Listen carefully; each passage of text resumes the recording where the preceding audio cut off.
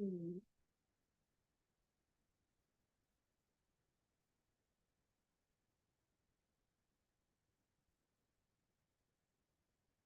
mm,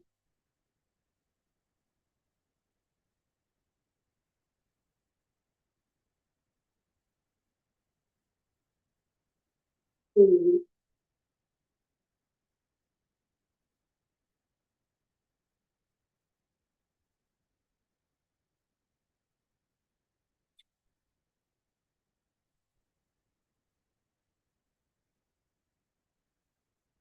mm.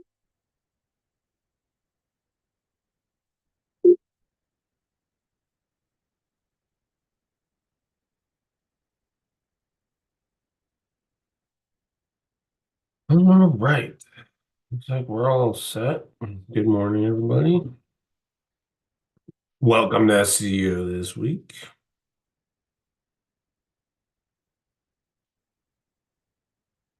No hat today.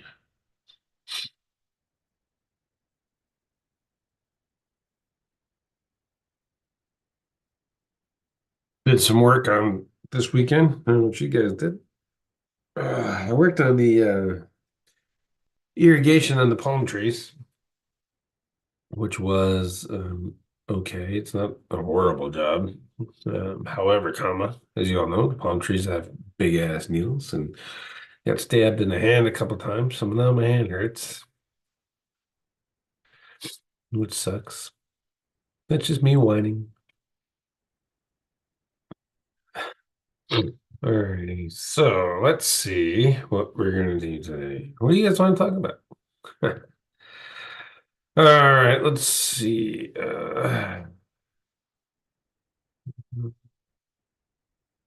Open it up, share your screen.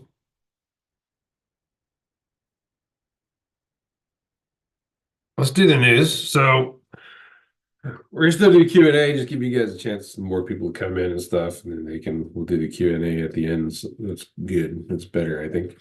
But I wanted to get back into doing the news. We're gonna bring the website SEO this week back up. I mean, I'm spending so much time fighting the people that are trying to hack into the damn thing using DDoS. Well, they're using a username and password combinations trying to hack into the site. I mean, I think it's part of a strategy that these people have had. They're actually going after Dory, and Dory used to own the domain SEO this week. And a lot of the websites that Dory had on that particular host, they were all, hacked in one way or another. As a matter of fact, to this day, we're still trying to clean up some of the mess that comes in and out, and inevitably as the hacks do, right? So for whatever reason, the SEO this week is still on their list, and we're blocking IPs, blocking entire regions, etc. And then it just keeps coming. So it is what it is. It's part of the life of owning the internet or working on the internet, I guess. I don't know why they want to hack into it. It's not like if they had links on it, they would get all kinds of link juice or anything. It's just this, rundown, dumpy ass news site right now. That's not even in. I think it's in the Google Publisher. I don't remember though. But we're dealing with that anyway. So I want to go back into doing the questions or talking about some of the news stories. Just get a little stay online with what's going on in our industry, and to generate some thought about and ideas and stuff. So with that, I'm also adding Reddit in there. For obvious reasons, there's a lot of good questions on Reddit. I don't know if you guys following along when I was doing the Google Shorts or the YouTube Shorts. I was finding questions on Reddit when you're just answering those. Um, and it worked out. So I'm gonna occasionally you'll see some Reddit stuff in here too. And here's one that I've been seeing a lot of, this idea of content humanizers or humanizing your content. and are there any tricks to do it? And I think that everyone's kind of missing the point in regards to human content. First, Google can't read. If Google can't read, then how is it going to determine your content is human or not? So that leaves the idea that there could possibly be known markers or language patterns inside of artificial intelligence or generative AI tool creation tools that could inevitably allow for the detection of said stuff. That's on the flip side of that, every AI generative testing tool out there still gets it wrong. You put AI content in there and say it's not, you put known um, content like, I don't know, the Bible, the Bill of Rights, the Constitution in there, and it said they're all AI written. So all those technologies, the detection of and then the prevention of detection of are all flawed. And they're all flawed inherently because they just plain don't work very good. And then two, because Google can't read. So if Google can't read, then what is this concept that's been flying around about humanizer content or humanizing content? And frankly, I think it's just another um, pitch, really, like, oh, you have your AI, like when the helpful content update came out, or this last March update came out, everyone jumped on the idea that Google's going after AI content. Google's going after AI content. Well, if the Google's going after AI content so damn much, why are they putting it right here in front of everybody in their search generative experience? And the answer is it's because they're not going after AI content. They're going after junk websites that are put together with very little imagination. And a lot of these websites that you've seen that get hit are talking about, oh, I have 12,000 pages and it's AI content and blah, blah, blah.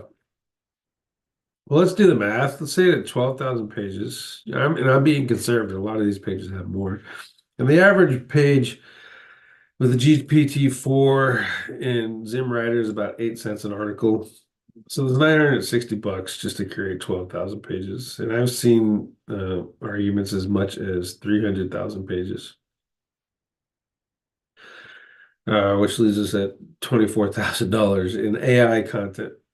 Uh, so I would venture to say that people are not spending $24,000 to create a 300-page website. I would venture to say that it's not even AI content. It is probably scraped junk content, the stuff that we used to use for, GSA or link building tools or Article Forge type, that kind of stuff. And that they're because there's an AI component to those tools, they're saying it as AI content, and then inevitably they're creating just trash. So if you're creating just trash, and then you're creating 300,000 pages of just trash. And then you're publishing said 300,000 pages all at the same time. I mean, it doesn't take a rocket scientist to figure out a code that says if this and these conditions are met, and then this website's probably trash. It's probably what's going on. A lot of websites you just kind of roll up into this new thing looking for it. In local, you create a website, excuse me. In local, you create a website with for a plumber in Dallas, and it has the pages for every city in the entire United States. Probably a good indication that is trash.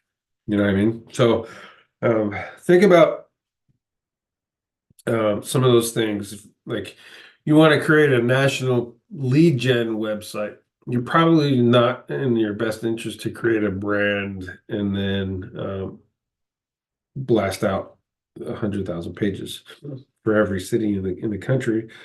You're more better off doing a directory style in that situation because local businesses inherently are local, and only large brand name franchises are going to be in a national capacity. And even then, when they're brand new franchises, they're going to be in, a set amount of states. Even, we're doing the franchise stuff. We're bringing on 20 franchisees a month. So we can grow that fast, and it is possible to grow that fast. But what we didn't do is create their website in such a way that every city in the country got hit, because it just doesn't make sense. So if you think about those things and just apply a little common sense, you can envision code being written to identify and pinpoint that kind of stuff. And I think that's how you stay ahead of, especially if you want to do the programmatic SEO or the mass SEO stuff, for whatever reason. To me, it's just not worth it. But I'm lazy too, so right. So, but if you want to do that kind of stuff, then you have to be a lot more smarter and a lot more diligent about bringing that out. So to bring it full circle, AI content humanizer, the best one is your brain. If you want to humanize your content so your readers read it and go, oh, that's not AI content, then read the damn stuff and just do a little bit of editing. I mean, you're not going to do any worse than the news agencies out there, so why not just read it a little bit? Unless you're just plain dumb, then get a friend to read. Let's see. Google answers if different country content based affects AC SEO. So the question really in this thing isn't different country content. What it was is IP address. So if Google has an IP address in the US and it's analyzing content, and then someone in Brazil gets a different version of content, and someone in France gets a different version of content, and someone in Mexico gets a different version of content. Which content is actually the one that's being ranked? And it's the one that Google gets to. So in this example, if you're basing it on countries, if you're doing IP country-based location content, then the US Google version is typically what's going to get indexed, especially if you're on a .com or something like that. If you're on a .mx, then obviously the Mexico version, the Mexico data set is probably going to get you catch it first, or as it applies, based off of whatever data center is closest to your hosting location, could even drive that. So Canada versus the US, etc. So anyway, you have these known IPs to Google, and you can serve them your ranking content across the board for all of these countries, etc. And that's typically how the ranking choice is working. Not for nothing, that's also how cloaking works for search engine optimization. You can cloak or use IP and user agent to serve Google one thing and then serve your users another thing. And you can play the game of, well, the terms of service say in order to, it's bad to use cloaking if you're looking to defraud users or hurt users or whatever, but Google will get pissed if you do it. But it is an option there if you have no other choice. But that being said, I think there's a lot to unpack in this whole geo IP thing, because you can rank content in Mexico in different languages, and it will rank and not rank in the United States. And the TLD could affect that. The primary country associated, there used to be a country setting in Search Console. I'm not sure if it's there anymore, if those are set. The hosting location and which data center finds the content first. Maybe that's the one that constantly pings it, and that data center is in the UK versus all your customers are in Mexico, etc. So there's a lot of technical stuff that we would not know or you couldn't prove one way or another if your geo IP and your content is messes with it. So here's generally crawls from one location. And in the US, that one location could be US data centers. In Mexico, it could be Mexico data centers, etc. So I mean, it's an interesting question for sure, and something that definitely would be useful if you're in multi-language SEO, but harder to definitively say, what's going on in that regards. Even if you're looking at your server logs, the closest you can get is user agent and IP. Does publishing more content improve quality for faster indexing? This is the idea. If you publish more at a higher pace, you're going to get crawled more. And if you get crawled more and more, your pages will get indexed more. Um, and they're kind of denying that that's the way it works. I kind of would agree and disagree at the same time. If you have a steady publishing pace, the bots are going to keep coming back. If your content consistently sucks, however, like they index it, stays up there for a couple of weeks, no backlinks come to it, no internal links, or your internal linking sucks, then they just chalk it up as crap. And eventually, I would expect that your crawl rate would slow down because Google is constantly seeing and pinpointing your site as air quotes trash. Then you could have some issues like that. However, on the flip side of that, I have seen if you post more, if you're posting, you go from one post to four posts to eight posts to 16 posts to 24 posts. You have the potential to keep pinging the system, and then Googlebot comes back more and more because because you're pinging the system more and saying, "Hey, new content, new content, new content." Um, but it does not indicate that, oh, because I'm posting more, Google's going to crawl more. You have these systems, RSS, for example, your sitemap gets updated, for example, and it pings their systems and then puts you in the queue. And if you ping that system more, then you get in the queue more, right?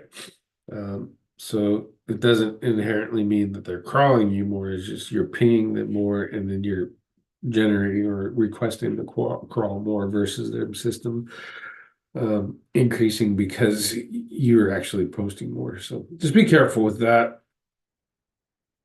If you can keep a nice steady publishing pace, go for it. Larger publishers do it all day long. I wouldn't even venture to guess how much the news agencies are publishing new content every day. And pinging the system, either through Google News system or their sitemap system, and getting crawled and crawled and crawled and crawled. But I think it's because you're pinging and saying, "Hey, this is here," versus, "Oh, you're publishing all the time. Let's just crawl you more." You know what I mean? It's a source identified pace versus a recrawl as a discover pace. I'm sure I'm using the wrong terms for that.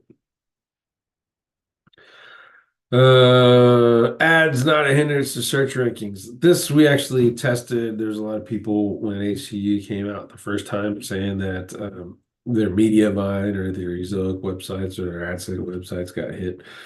Um, so we have access to a big publisher. Their rankings went down and their revenue went down. Nothing like crazy, but it did go down. And we heard the rumors about the fact that these networks got hit, or a lot of people talking about them. So we shut off the ads for a good test, and we left them off for a month. And it did absolutely nothing to our search rankings, up or down. And that's even after forcing recrawls multiple times, etc. So, and then we turn the ads back on, and nothing. And then go up or down. So I think your ads in regards to The search rankings have very little, if any, effect. I will say, however, comma, that if you have, you know, these stupid bottom banners and then side banners and then pop-ups, and then I'm trying to read this and you got 50 ads inside of your content, that's not going to be good for users and they're not going to read it. And like this here, I closed this and it came right back up again.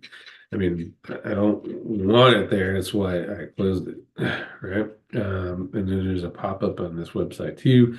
You're reading the article and you start scrolling and then boom, there's another one. So those are all user things that can actually get on people's nerves and hurt um, your conversion rates on your website. So take that into account more than in regards to SEO. Google's advice for those affected by SEO. This was, I mean, this is like vague trash, really, that came out. I had one section here. Our systems work at a page level. Google ranks web pages, not websites. And we've been talking about that forever and a day. And so, in regards to the helpful content, they said that this here, our systems rank work primarily at the page level to show the most helpful content we can, even if that content is on sites also hosting unhelpful content. That said, having relatively high amounts of unhelpful content might cause other content on the site to perform less well in search to a varying degree. Removing unhelpful content might contribute to your other pages performing better. This alludes to the idea that there's a score. So, as I read and understand the score, and obviously this is pure speculation because they didn't give us the algorithm, but as I read and understand the idea of the score, if I have 10 pages on my website and nine of those pages are scored as bad, the 10th page, irregardless of how good it is not going to rank well because of the other nine. But if I have the same 10 pages and six of those pages are high quality content and four are bad, those six pages will not be affected by the other four.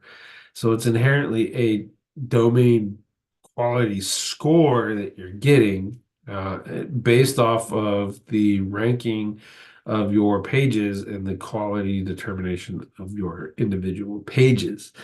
So if you want to beat helpful content update, and I've seen multiple people doing it, they're actually going back and improving the quality of all of their content. And not rewriting everything, just doing some quality adjustments to it and then bringing up the quality of the entire site versus pushing out a whole bunch of brand new content. So if you have a site that's got a reasonable amount of pages, and you can go back and clean those up and make those pages better, then you should do that, especially if they're more evergreen topics. If they're not evergreen topics and they have no traffic and they have no backlinks, then just delete them because no one's going to see them anyway, right? Or has seen them, or so, and there's no promotion to them. Just delete them. So now you've cleaned up those. You clean up your evergreen stuff, and then you write under new editorial guidelines for your pages, just to make everything a little bit more helpful. I'm using air quotes because helpful is really it's a subjective definition of content, right? So do that, and I think you'll have a better opportunity to pull through a lot of this stuff.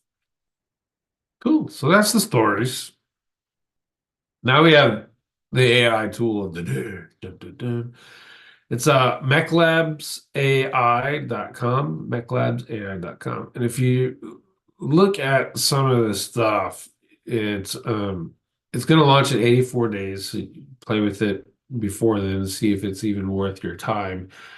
But from a marketer's perspective and someone who's built marketing campaigns, it's actually pretty interesting use of AI to come in here and start asking these questions. And you can build out headlines, you can build out possible suggestions for marketing challenges, etc., based off of the data set that they taught, which I think is pretty cool. I'm going to play with this some more and actually see if I can't build some marketing campaigns, and we'll put them on digital ears, examples of marketing campaigns and how you can go through the approach in a holistic campaign, i.e., all of your marketing channels put together to achieve a goal versus just SEO or PPC or digital marketing, where you can add in other X, Y's, and Z's.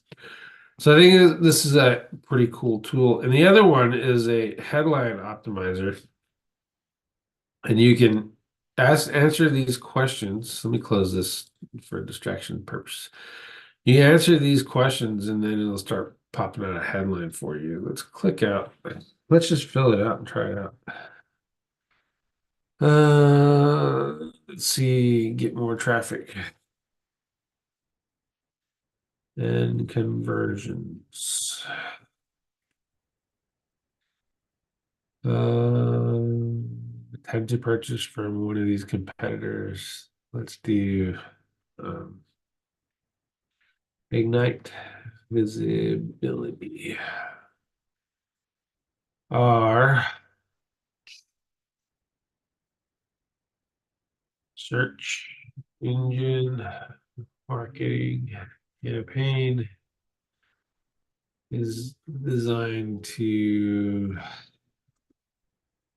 increase rankings and traffic. Rankings visibility. Visibility and traffic from search engines. Engines like Google and Bing. Customers find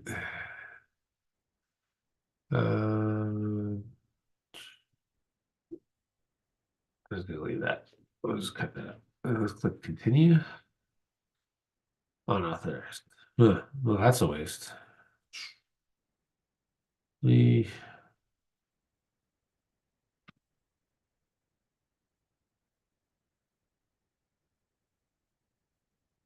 unauthorized. Maybe because no, I don't know. Whatever. It's real live TV here, folks. Try it out yourself. I like the idea of this headline because it's getting into these questions, and these questions can help you formulate better headlines for press releases and for your content beyond the general, just give me title recommendations for X, Y, Z. Now, is it a lot of work just to get titles? It could be. I think you might be better with the GPT that's programmed, but since I can't, unauthorized, I can't test it out. And now that makes me nervous about going through here and trying this out and spending some time doing that. But the potential is there. So I'm looking forward to at least playing with it and seeing what happens. Got 84 days to try it out. So maclabs.ai. Questions. Sweet. Let's get into questions. I'm gonna stop to share because I want to.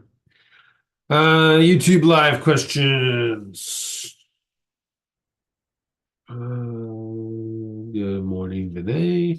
Tanya, I have a small PBM that I want to sell links from, but I don't want the buyer to see my domains. How can I pass authority without showing the links, without the links showing up in the recipient's Google Search Console? You can't unless you block Google Search Console from crawling your PBNs, and in which case there's absolutely no value for it. If Google wants to show those in Search Console, they're going to show them in Search Console.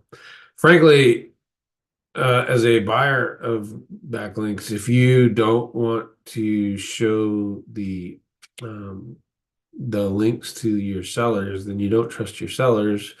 Inherently, your buyers should, in that case, don't.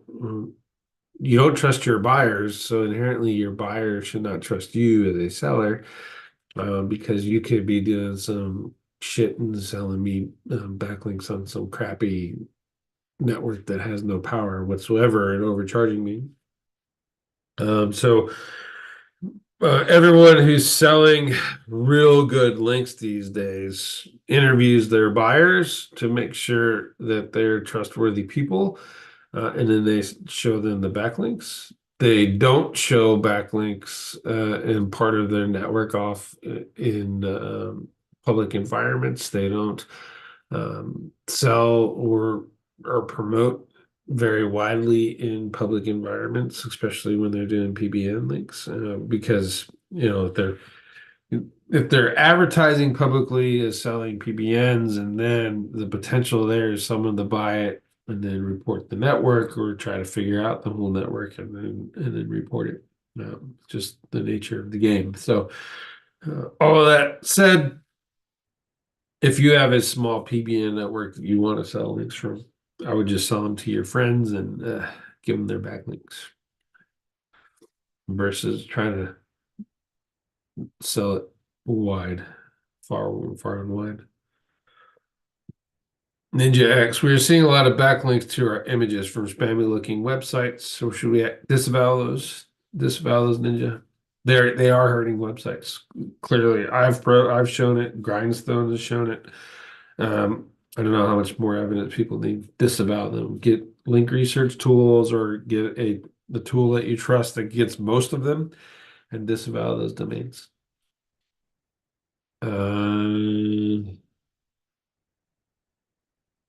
For national lead gen directory, how would you track leads and charge companies? You would either have to find a single person that could broker who will buy those calls from you or email submits, and then arrange it that way. Or if you're going to sell to individual companies in individual regions, then you could use call tracking to do that. Or you can get a hire and build your own call center and sell them that way. So there's three options. Green worker, how can we SEOs help organizations to cut costs? I already know that if we get them traffic, they pay less for ads, and higher quality score lowers click costs. I mean, you're an SEO, so and then you're also doing PPC management. If you're helping them with get lower ads and increase their quality score to reduce their click costs, that's in your best interest in regard as a PPC manager to do that, and to increase their ROI while reducing their costs. As an SEO, the only way you can reduce their costs for SEO is to reduce your monthly fee. So if you're that want to be that helpful, then reduce their monthly fee that you're charging them for SEO. Do links from pages with traffic help you rank higher? There has been absolutely zero proof that that works. As a matter of fact, we've done multiple tests on it, and it's never increased the rankings because the page that you had had traffic on it. Um, However, there is the idea that if a web page has a lot of rankings and has a lot of traffic from Google, then especially for higher traffic terms, then that page, that backlink has more inherent value than a page that has no rankings and no traffic. But there has been no positive test that says that pages with traffic will help you rank higher. Um, the that's there has been no positive test that says that that's the case.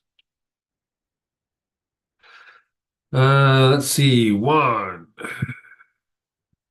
This is from the spreadsheet. I'll show you guys a spreadsheet.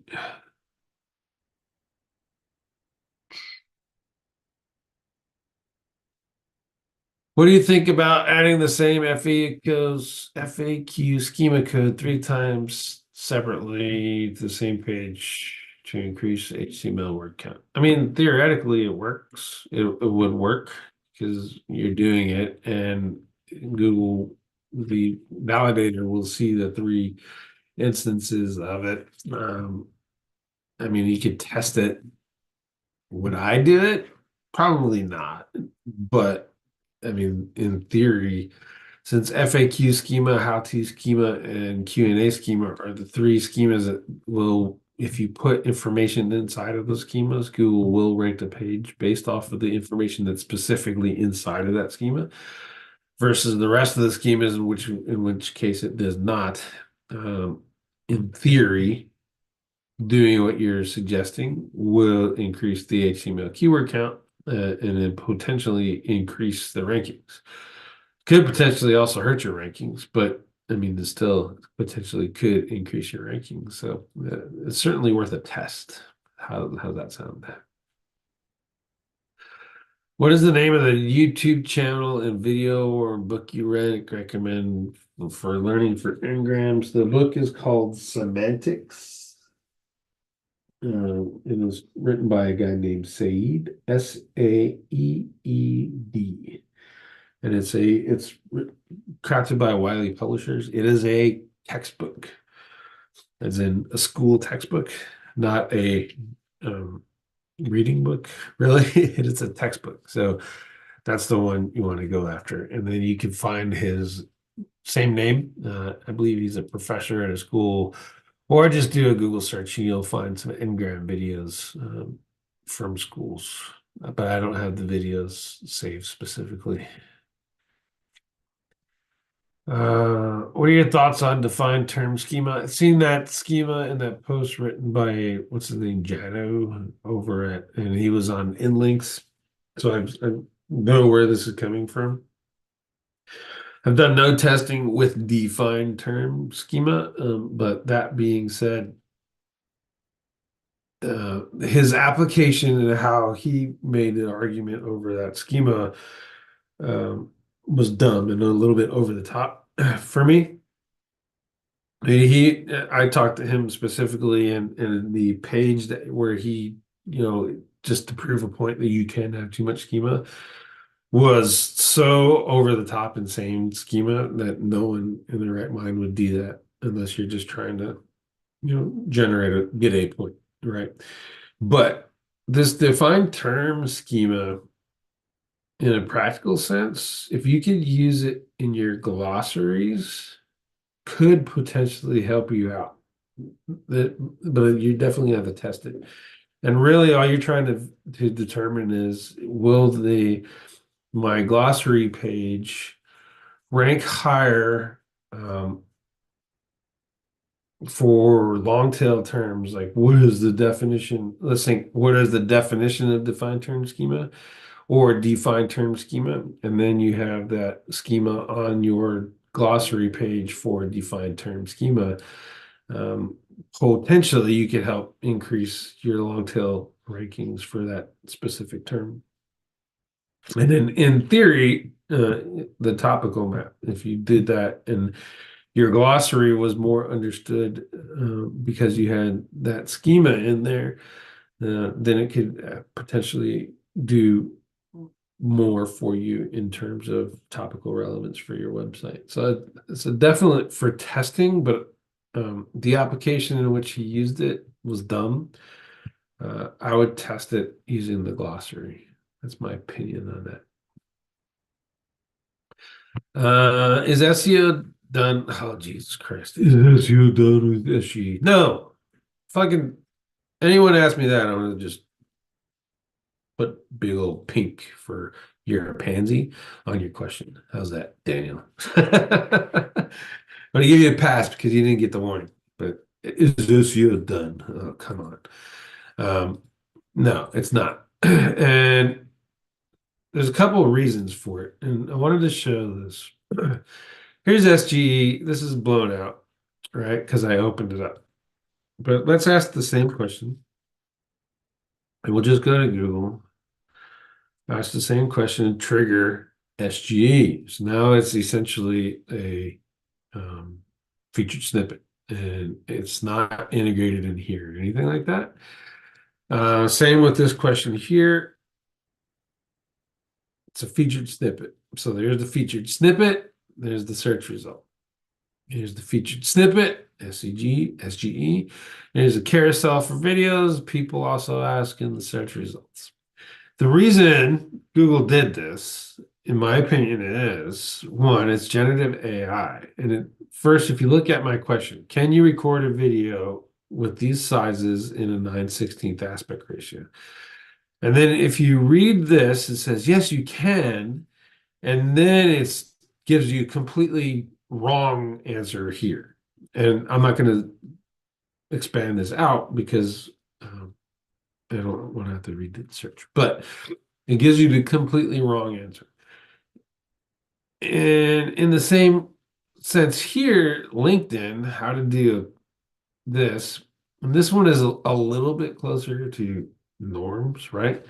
Um, but in regards to actually wanting to click this out, if it's citing LinkedIn as a sophisticated user, then I'm going to go back and probably read similar webs. Maybe I'll see some videos on it, probably click on Matt's in links. I'll go look at that. I'll go look at Skull. I have more trust in these than I do in this. And the old SGE, in my opinion, uh, screwed with their ads. As you can see on these particular searches where I triggered SGE pretty good, there's no ads. All right. So let's think of let's do topical maps generator. Let's see what happens.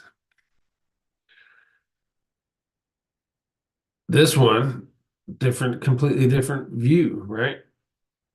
Let's see, is there any ads? There's no ads. I don't have the ad thing shutting ads off. There's just no ads. Let's see. Um, Generative search. It's not there. It's not blown out. Let's go 11 by 17 printer. There is SGE, but it's way down here. And then their ads are here. And you know why that's not blown out? Because what the hell is generative AI going to say about 11 by 17 printer? I don't know. Let's click it and see. Not very well expanded. And then it just brings out another carousel. That's almost the same. Well, there's a couple different listings in there, right? Yeah, a couple different listings in there, but it just brings another carousel. So that's useless. So as a user, if I'm looking for products, I'm not going to use SGE. I'll go back and do this again, close that out. So now I have organic again. Now the product carousels again. So I'm not really all that impressed. Let's go here. Printer for architects, ads, small generation because there's no product carousel. So they're expanding that out to bring in a product carousel. And then more of those. Let's look for another one. Product carousel, it doesn't get expanded. Let's look at this one. No product carousel, not expanded. There's the product carousel. Let's go here. Product carousel, not expanded. So in search terms that are ad driven, and their previous test results have shown that this being expanded interferes with their ad revenue. they're not expanding that automatically. Whereas search terms where there's probably not anyone advertising for this. Let me delete this. Then that's there and it's semi-expanded. And you see this result was a lot better than the other one. Um, but still didn't answer my question clearly because my pixels are reversed intentionally. Uh, then I don't think it's going to have all that much effect. It's not the end of SEO, and it's dumb, and it's not going to be very good at answering questions in regards to specific things, and it interferes with PPC revenue. So I think what you have here and what you have here, which is nothing more than a glorified featured snippet on top of another featured snippet, is probably about as impactful as SGE is going to be. And in my good assumption, my assumption is unless they can get this to be 100% inaccurate and increase the trust of people across the board. In which case, in order to do that, they're going to have to cite a lot more resources specifically and give more credit to more publishers, which you can see from all their tests they're very unlikely to do. Then you don't have very much to worry about in regards to SGE, in my opinion. Like to qualify. I could be totally wrong. I could be totally full of shit.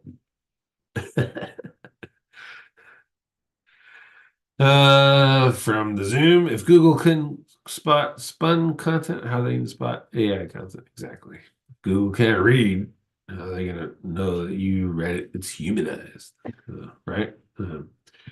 Then until the lorem ipsum pages and the random alpha written pages stop ranking, to give a indication that Google can now read. Google can't read. So if Google can't read, then your real trick is figuring out the phrases that algorithm is programmed to look for. And then using that, you can identify and create data points for helpful content or expert authors or was it expertise, experience, authority, and trust. Or you just go do it the right way and buy backlinks and be done with it. All right, let me see. I think we answered all the questions today. That's awesome. Appreciate everyone for the questions. Let me refresh the spreadsheet just to make sure. Nope, it's not there. All right. I'll add the spreadsheet to the descriptions. I forgot last weekend. I'll do it as soon as I'm done. As a matter of fact, let me just do it now. I'm thinking about it.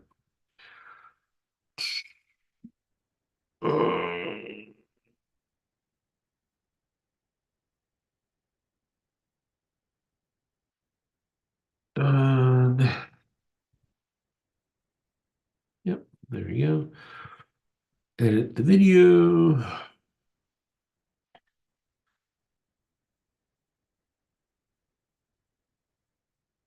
There you go.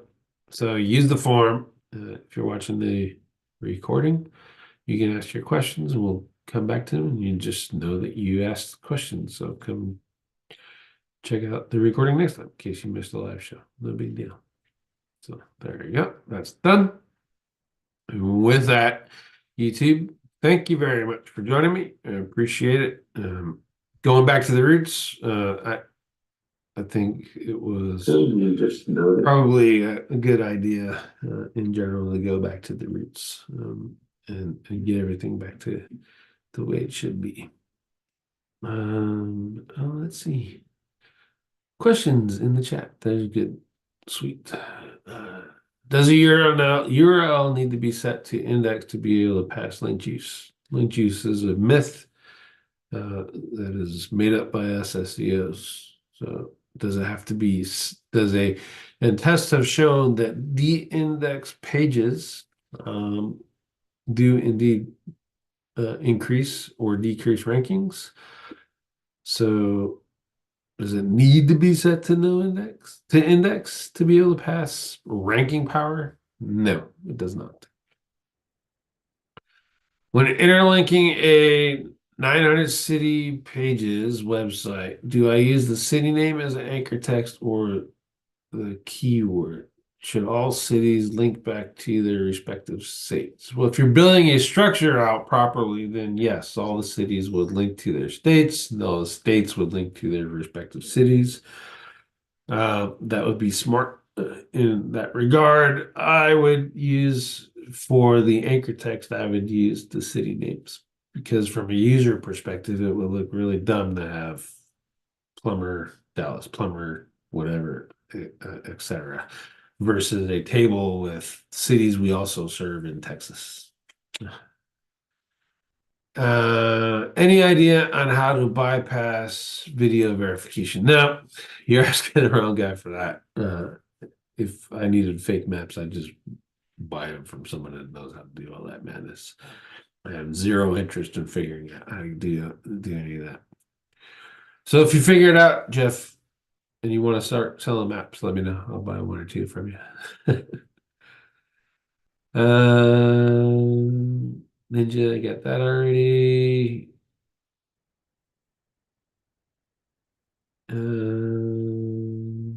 Let's see. Mark Hart, can you share a good B2B SEO strategy for high ticket products? The the problem with products is, and this is coming from doing Shopify SEO, right? And selling e-commerce stuff, is you have to either have a product that people are already aware of, and then because they start seeing your product listed with other like products, then you start building brand association, or you create a brand association and then an awareness that their products are there. So let's go with AG1. AG1 is a health and wellness company. They sell these shakes and they're purported to be helpful for um what are we talking, like increased vitamins, you get some nutrition. It's like a green drink um for you, like I won't say meal replacement, but more of a supplement. So a meal replacement supplement product, in order to rank in SEO, you'd have to go for meal replacement supplement. Now, if you've ever been in any of those markets, you know that from an SEO perspective, you better come with some deep ass pockets um, to rank for them. It's much better to do the branding side first and then make your customers aware of your product, and it's actually cheaper. So in the case of AG1, they go and find YouTube influencers, and then they sponsor YouTube videos to increase their branding. And then they're in their sponsorships, their influencers are making them now product aware and problem aware, in which case now that you are aware, oh my God, I could have had this and I had this problem. Now you can inherently sell your product better. It's the same way with high ticket stuff. Unless you are aware of the problem already, and then also aware of the product already, then you have this mix mess. Well, I won't say mixed messages, but you have this lack of solution awareness. So if you're going to do B2B SEO for high ticket products, you rank for the products, naturally, their product names, etc. Make sure you're picking some real stuff that people were actually going to search for. And then you make them product aware with an information content campaign that makes people product aware. And because you're high ticket, more than likely, especially from a business perspective, high ticket stuff, you already have a supplier in mind that you're going to go to. So now you got to get in front of them and add some more brand awareness and informational content. And the best way so far that I've seen is direct mail, saying, especially to their businesses, saying, "Hey, we're out here. This is the problem we had seen businesses like yours have. Here's our solution." Maybe at that time they're having that problem, they'll call you up, or maybe at that time they're not, and then you keep them on a steady um, information cycle. You're providing information online, you're providing direct mailers once a quarter, and then they have this problem. Now they're more likely to call you because now they have the problem and they are brand aware. And that's even more valuable and important in high ticket stuff. So you have to create a complete marketing campaign. Don't just create a an SEO campaign. Think about a couple other ways to make them problem and brand aware at the same time. Have you ever saw lorem ipsum or random alpha in text? Well, lorem ipsum and random alpha are generally, um, other than Kyle Roos rhinoplasty, most of those are used for the purposes of testing and in testing environments, in which case, I won't say testing environments, but for keywords that are used typically for testing, featured snippets don't pop. So that's not something that generally happens. All right, now we're done. That's an hour. YouTubers, thank you very much. I appreciate each and every one of you. Thank you for the thumbs up. Thank you for watching. Thank you for showing up live. Hope we got some value for you. And if you have any more ideas in regards to story sources or format changes, that would be cool. Always out to hear them. But otherwise, use the forum, ask your questions. Love answering, and I appreciate